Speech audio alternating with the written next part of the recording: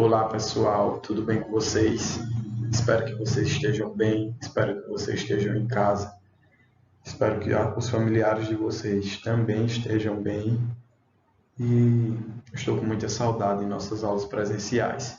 Por enquanto que não podemos nos encontrarmos presencialmente, trabalhamos por esse novo método de comunicação, não é?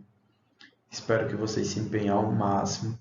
E para começar a aula de hoje, eu quero que vocês façam uma coisa. Primeiramente, peguem um livro de ciências. Após vocês pegarem um livro de ciência, eu quero que vocês abram o livro na página 21, onde vocês vão encontrar lá a segunda unidade, transformações. Então, vocês vão abrir lá o livro nessa página, ok? O que você acha no livro ele já traz uma pergunta bastante interessante. O que você acha que está acontecendo aqui? Então, a gente vê na primeira imagem o menino tomando água com gelo, a mãe cozinhando, a menina fazendo um bolo e o pai preparando um suco. Então, isso é transformações. Estão pegando uma coisa, um material, para transformar em outro. Um exemplo, para fazer o picolé que o pai ele precisou botar numa forma, o suco e deixou no congelador por alguns minutos. A menina está usando vários ingredientes para fazer um bolo. Então, a partir daí, a gente vê transformação quase em todo lugar dessa imagem. Aí, continuando o livro, as transformações, né, das substâncias. A água, o vento, as mudanças de temperatura e até mesmo algumas ações humanas podem alterar as substâncias que compõem os objetos, os alimentos. Essas mudanças podem acontecer no formato desses materiais ou na sua composição. O que é composição? Composição é o conjunto de elementos, de estruturas que formam uma substância. Na imagem de abertura, essa que vocês estão analisando, por exemplo, a água sólida em formato de cubos de gelo que está derretendo sobre a bancada da cozinha é um exemplo de transformação chamada de reversível. Já o preparo do bolo com diversos ingredientes é uma transformação chamada de irreversível. Por que eu estou falando de reversível e irreversível? O que é reversível? Reversível é o que pode reverter. Irreversível não tem como mais reverter. Um exemplo, a água. O gelo é formado por água, né? Por a substância da água. A gente coloca a água no congelador e ela fica sólida. Então, fica em forma de gelo. E se eu tirar a água do congelador e colocar em um ambiente externo, ela vai descongelando, como está acontecendo aí na primeira imagem. Já uma coisa irreversível é o bolo. Ela está botando ali ovos, farinha e fazendo um bolo. Depois que o bolo estiver pronto, não tem como eu tirar esses ingredientes, os ovos, a farinha. Espero que tenha ficado bem clara essa parte. Como mostra aí no começo do livro de vocês, vocês vão acompanhando a leitura, certo? Então, espero que vocês estejam acompanhando. Eu vou ler. Mudanças reversíveis e irreversíveis. Aquilo que eu falei anteriormente. Dizemos que a mudança é reversível quando a substância altera o seu formato. e não a sua composição. Depois do processo de transformação, o exemplo mais comum é a mudança de estado físico, como o caso do gelo, que derrete fora da geladeira, mas que pode voltar a ser gelo quando colocamos o líquido de volta ao congelador. Uma mudança irreversível é quando a substância altera sua composição, como por exemplo, como um processo de transformação. Com a mudança surge um produto diferente do inicial, sendo muito difícil desfazer o processo. Alguns exemplos são o cozimento de alimentos, que é a combustão de um papel, a produção de queijos, a corrosão e o aparecimento de ferrugem. Aí no livro de vocês observam cubos de gelo, o cubo de gelo para derreter e voltar a se solidificar quando colocado a um congelador. Portanto, trata-se de uma transformação reversível, que ele pode reverter. Ele pode ser um cubo de gelo, depois ele pode ficar no estado líquido, sendo uma água, depois eu posso pegar ele, botar o recipiente no congelador novamente e ele pode voltar a ser gelo. Fritar um ovo é um exemplo de transformação irreversível. Depois que eu frito um ovo, não tem mais como ele voltar ao que ele era antes, porque alterou a composição.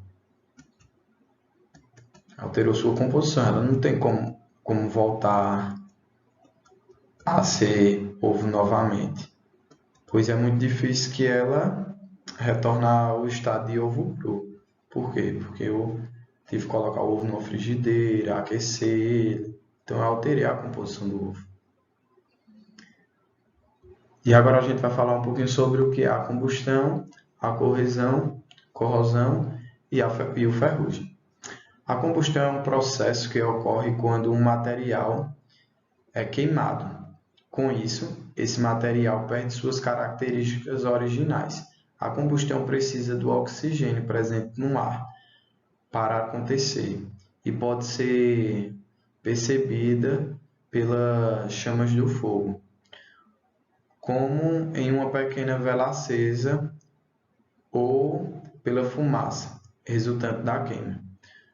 Um exemplo de combustão é a queima de um papel, de um plástico, enfim.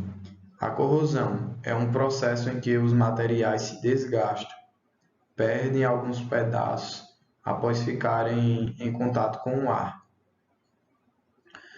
Com a mudança de temperatura e com a água por algum tempo, esse processo ocorre, por exemplo, em peças de metais, como os portões das nossas casas mesmo. E como disse que ia falar de 3, resta agora a ferrugem. A ferrugem é uma camada avermelhada que se forma em metais que sofrem a corrosão.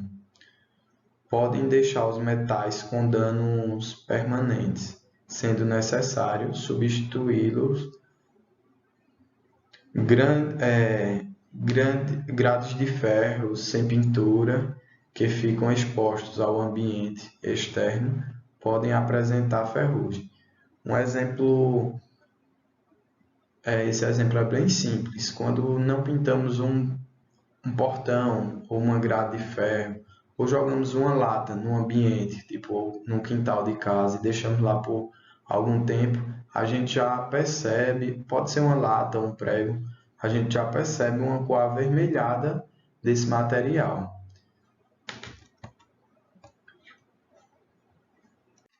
Então, pessoal, ainda na página 23 do livro de vocês, eu quero responder com vocês o jogo rápido. Mas para isso, eu quero que vocês peguem o lápis e a caneta verde. Diz assim: marque um X nas situações que apresentam transformações irreversíveis. Então, a gente vai marcar um X apenas naquelas que apresentam transformações irreversíveis. Vamos lá.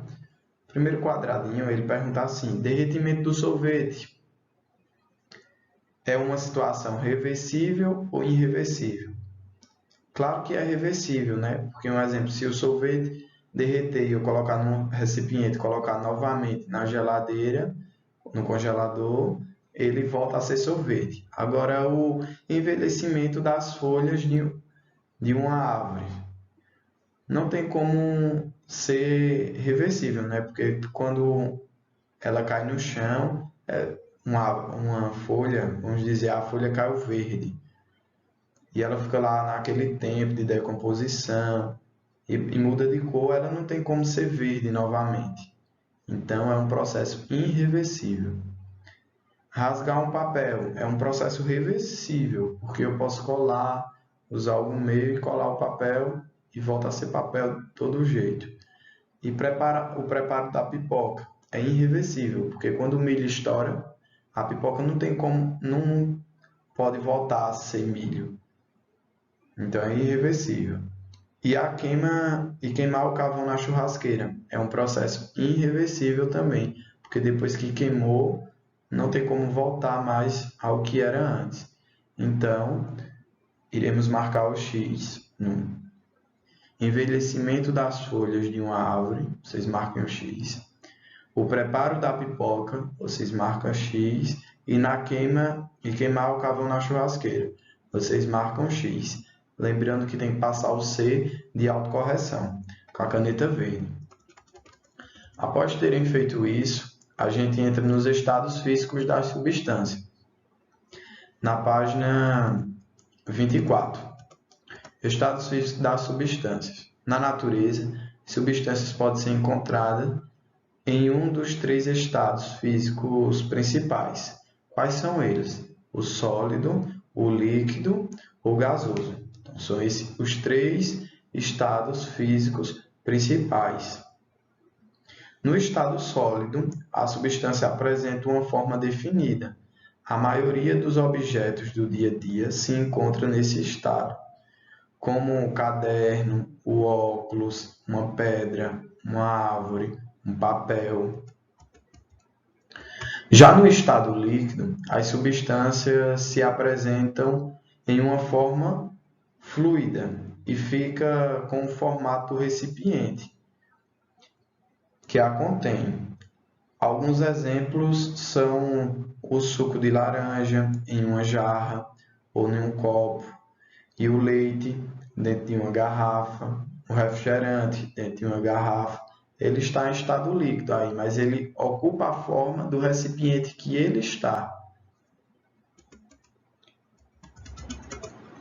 No estado gasoso, as substâncias não apresentam forma definida. Também adquire o formato do recipiente que a contém. Isso pode ser observado quando enchemos os balões de diferentes formatos com ar, que é composto da substância gasosa.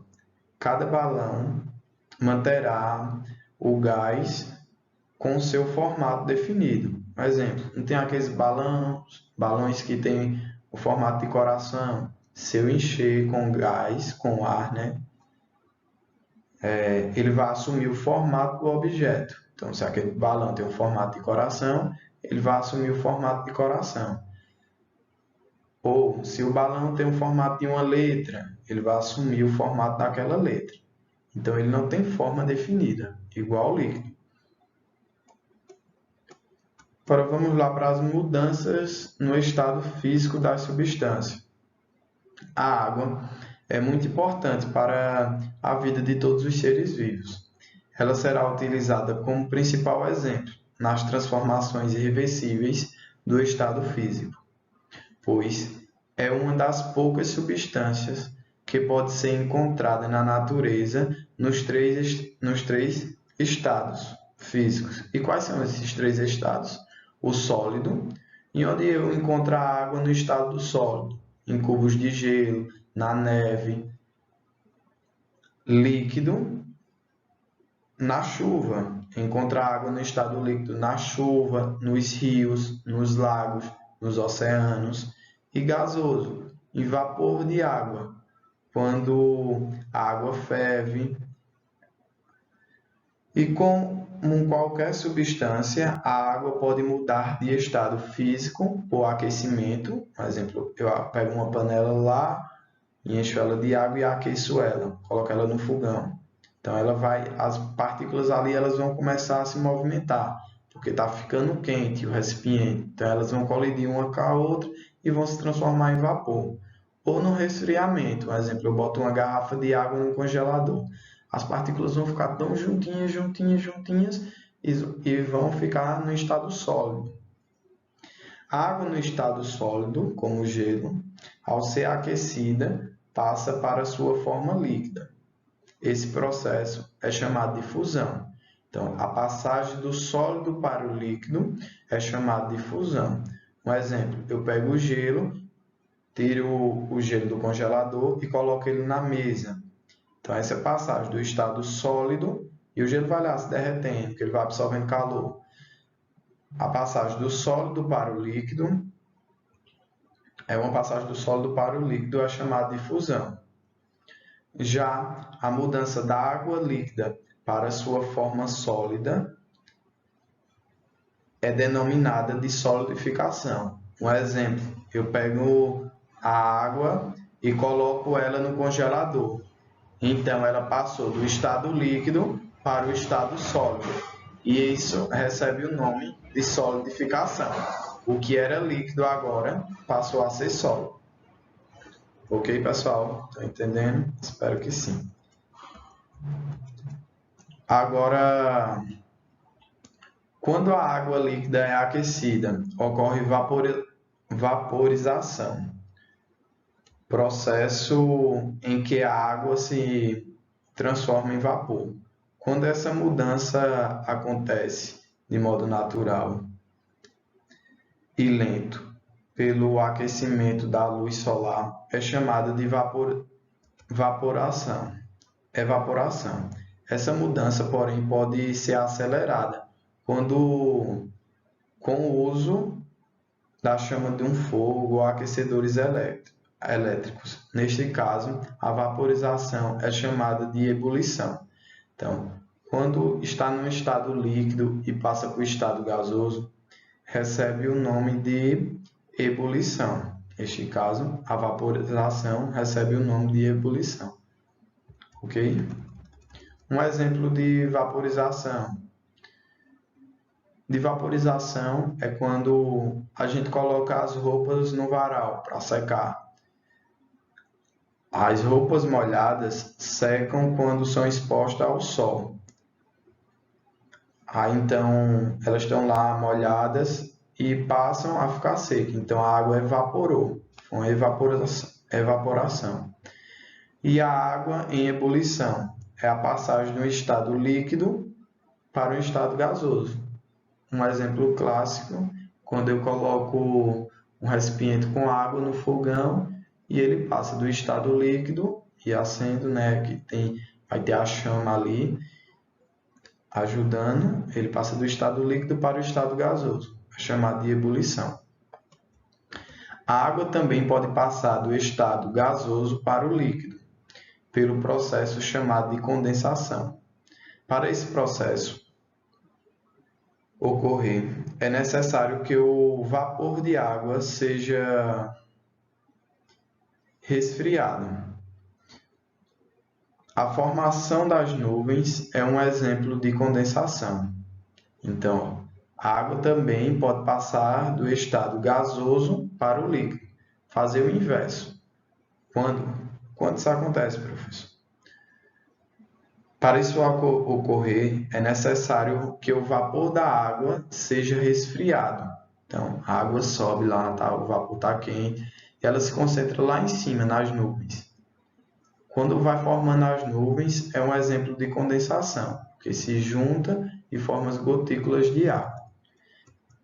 A formação da nuvem é um exemplo de condensação da água. Isso vocês podem ver na página 26 do livro de vocês.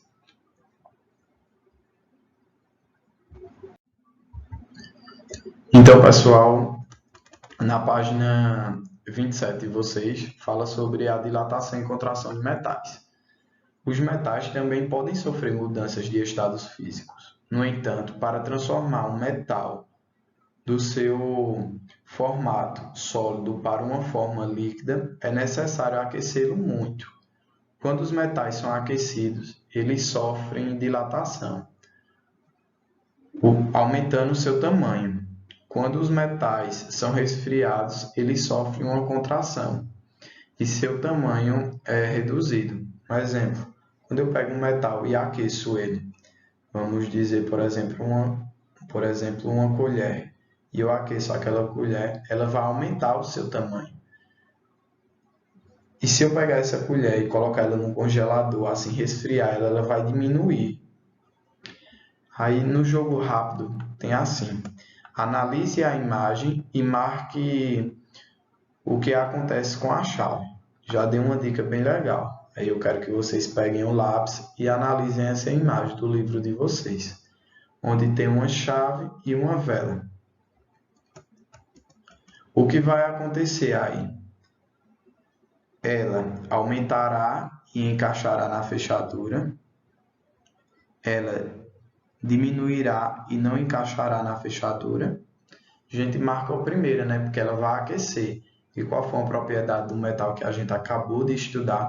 Que quando ela aquecer, ela vai aumentar o seu tamanho. Um exemplo da variação no tamanho dos metais pode ser observado nos trilhos dos trens. Há um espaço entre cada barra de metal que compõe o trilho, pois no momento em que o trem passa, o contato do metal das rodas do trem com o trilho causa um aquecimento dos trilhos, ocasionando um aumento do seu tamanho. Assim, esses espaços são necessários para que o aumento do tamanho dos trilhos, o encaixe seja corretamente mantido, evitando acidentes. Porque muitas vezes, se não tivesse esse espaçamento aí, quando os trilhos ele se aquecessem, eles iam entortar, né? Porque eles iam ficar maior, aí eles iam entortar. Isso poderia causar acidentes.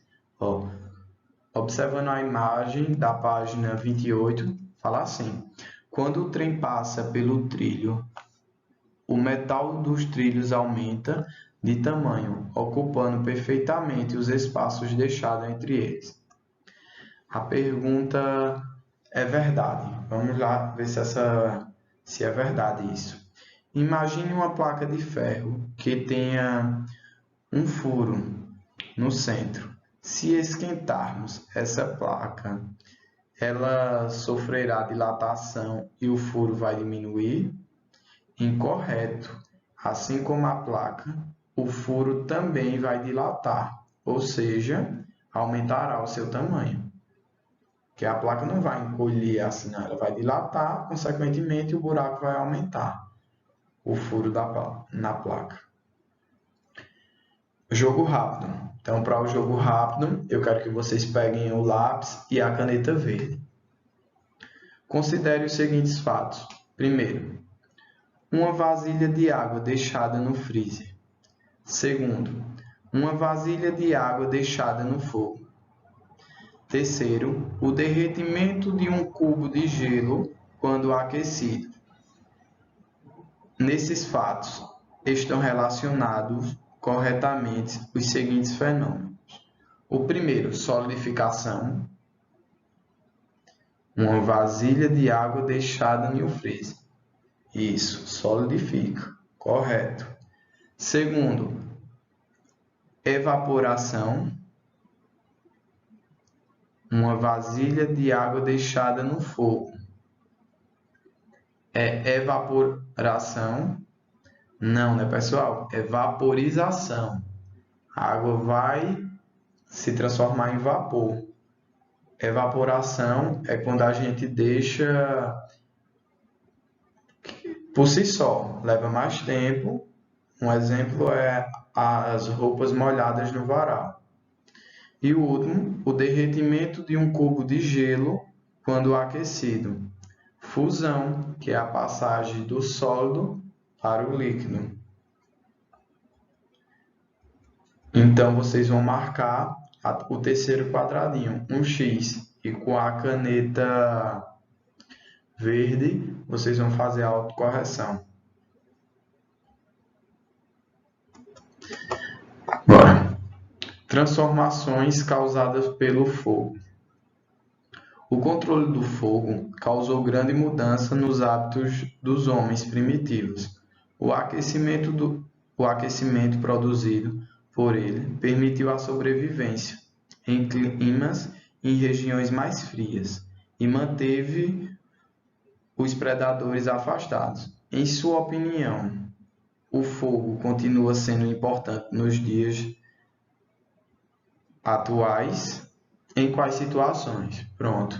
Essa atividade aí vocês vão responder se o fogo ele é importante nos dias de hoje e em que situações ele é importante.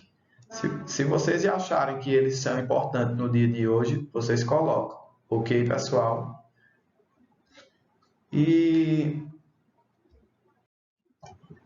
Bom, pessoal, agora eu vou precisar que vocês peguem um lápis e a caneta verde, porque vocês já vão fazendo a autocorreção, ok?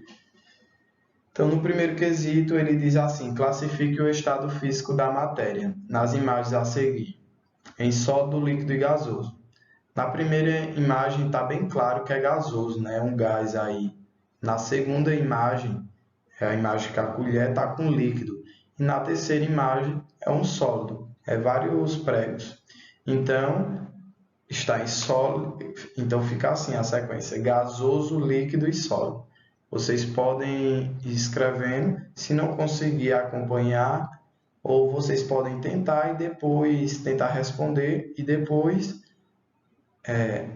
analisar o vídeo para ver se vocês acertaram. No segundo quesito, observe o esquema que representa o ciclo da água na natureza. Em seguida, complete as frases corretamente. Letra A.